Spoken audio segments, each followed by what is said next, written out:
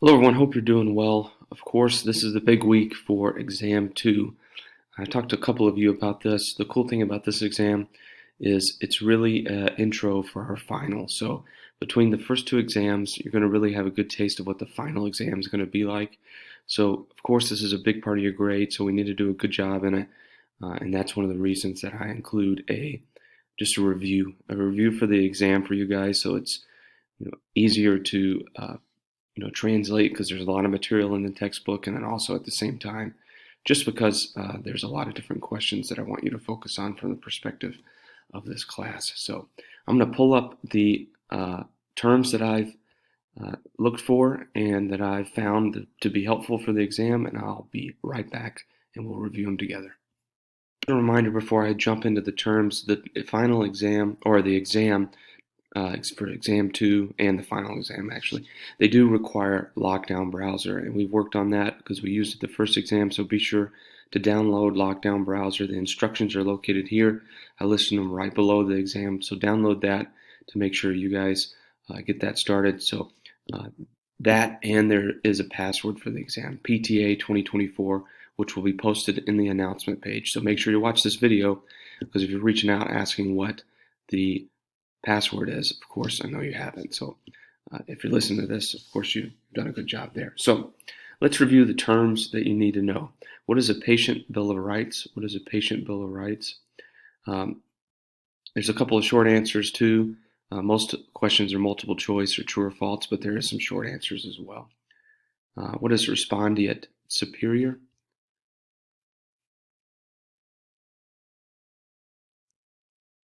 All right. Know the difference in licensure, right, for a physician, or potentially certification for other people that work in healthcare. What is OSHA? Make sure you know what OSHA is. Know what state legislators do in regards to healthcare. What do state legislators do in healthcare, or how they impact healthcare?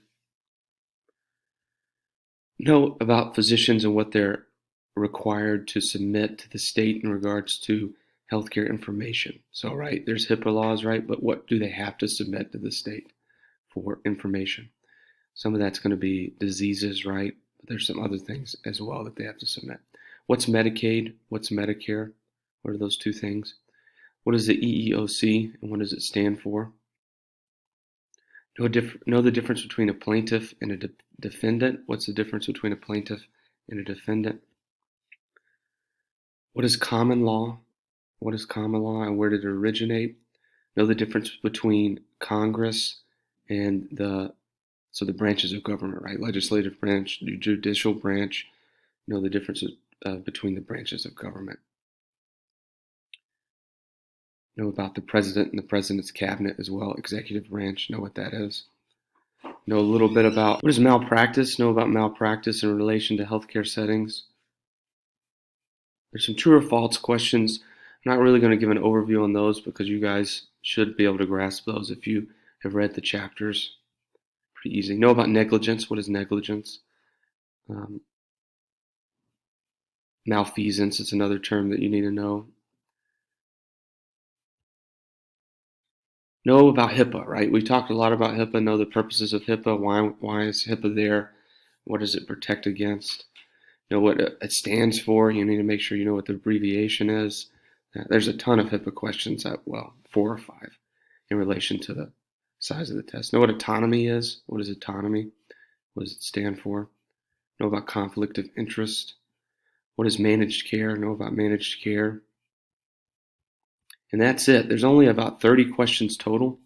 So 30 questions, multiple choice, true or false, and short answer. Very little short answer. I think there's 3 or 4 in here at max. But again, make sure you take your time, review those terms. And of course, if you have any questions, don't hesitate to reach out. Also, again, reminder, make sure you download Lockdown Browser and use the password, which is going to be in the announcement page. So be sure to look at that prior to logging in so you're ready to go. You have to finish the test once you open it, so you cannot go back to it. And that's kind of the way Lockdown Browser works, right? We don't want people going and finding answers on the internet. But if you have any questions, don't hesitate to reach out. All the information is going to be posted in the announcement page, and I look forward to some great grades. Again, reach out if you have anything that you need. Thanks so much.